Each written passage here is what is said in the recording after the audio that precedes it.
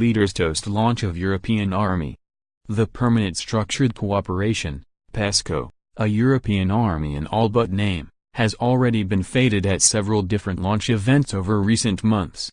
But it has now received the official blessing of heads of state and government who joined to toast its success at their summit in Brussels.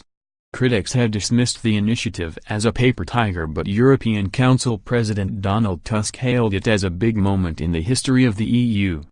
Mr. Tusk said PESCO was the successor of a more than 50-year-old vision for European security cooperation. He said, "The dream was at odds with reality. Today the dream becomes reality. PESCO is good news for our allies and bad news for our enemies." 25 of the EU's current 28 members have signed up. Britain, Malta and Denmark are not involved. EU Foreign Policy Chief Federica Mogherini wanted to stress broad support for the program. She said, "No one EU country can provide security to its citizens on its own. That's why 3/4 of EU citizens support this." Earlier this month officials approved a £5 billion raft of measures including proposals for armored vehicles, amphibious assault vehicles and light tactical vehicles as well as submarine drones.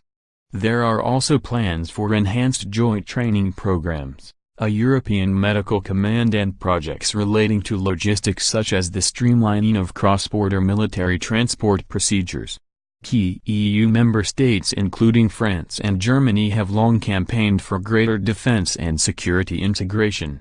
And plans for an EU army were fleshed out further by EU President Jean-Claude Juncker when he unveiled his grand vision for the future of the bloc earlier this year. Speaking in September, Mr. Juncker said, "In the field of defense more effort is required. The setting up of a European Defense Fund is on our agenda.